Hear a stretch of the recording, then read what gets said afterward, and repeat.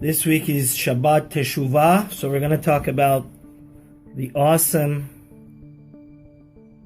mitzvah that is incumbent upon us this Shabbat is to dwell and to repent, to go back to God. And I wanted to talk about a very important misconception my Rosh Yeshiva said of a blessed memory.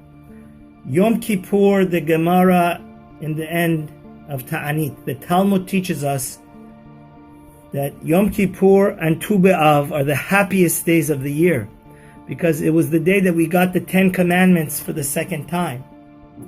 Therefore, there's a big misconception that Teshuva is a bitter and guilty feeling.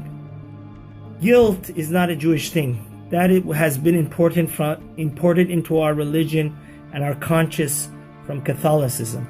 There's 4 steps that we have to achieve on Yom Kippur and this Shabbat, these 10 days, these most auspicious and awesome 10 days. Teshuva means first admit what you did wrong. Get out of denial. Admit that you had said Lashon Hara. Don't rationalize. This is the worst thing that stops us from doing Teshuva. When we try to rationalize our actions and you destroyed somebody's reputation by saying gossip, and then you want to rationalize it and say, oh, well, he deserved it, it was true. No. Call a spade a spade. If it's Lashon Hara, it's Lashon Hara. Admit it. So say Chatati, Aviti, Pashati. Any unappropriate action that God doesn't approve of, you have to verbalize it and admit it. That's called Vidur. The second step is, obviously, stop doing it. Third step is regret and remorse, not guilt. Judaism is about the future, the Chazon Ish says. If we, God forbid, let guilt and depression and anxiety weigh us down and be non-productive citizens, this is anti what repenting. And the fourth, so the deepest thing that we have to understand is you wish you wouldn't have committed those mistakes. It was silly. It was foolishness. Saying the Lashon Hara, eating the unkosher, being somebody that's focused on the instant gratification rather than the thinking about the eternal big picture. Right? Then, of course, we have to accept on ourselves to stay away from that sin, and that's the final and fourth step of Teshuvah. So Teshuvah is a purification process. Yom Kippur, we have to repent, not because we're guilty and we feel horrible inside. We want to improve and have a better and more brighter future. Imagine somebody who was a prisoner of war in Vietnam and he couldn't take a shower for an entire year.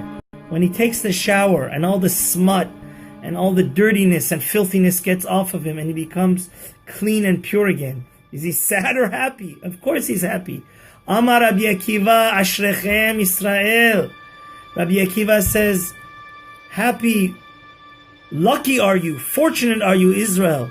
Lifnei mi atem metaharim u'mi metaher etchem. Who purifies you, and in front of you do you get purified? God. Mikvah Yisrael Hashem. Yom Kippur is the day that it says, Ki bayom hazeh yechaper alechem letaher etchem mikol chatotechem lifnei Adonai titharu. It's the day of purification. It's not the day of guilt. It's not the day of sadness. So we are so lucky that our mikveh on Yom Kippur we become angelic and super holy, and we on a Kabbalistic sense, we just throw ourselves into the lap and get a big hug from God, and sin creates a film of filth around our soul. Yom Kippur, God forgives us, so let us repent, not because we're guilty. Of course we have to be remorseful, for how could we have the audacity to rebel against the most powerful creator that in 1 second he can take away everything we have? So let's get rid of this misconception. Yom Kippur is the happiest day. It's the day of purification. It's the day that God cleanses us of all sins. And this is a truly, truly high level of repenting. That averotav mehapechin lezechuyotav. A great phenomenon happens when we repent because of love of God. We want to get close to God. We want to get attached to God. And then God invites us into His hut, which is the Sukkah. So have a very meaningful fast. And don't forget to subscribe. Have a wonderful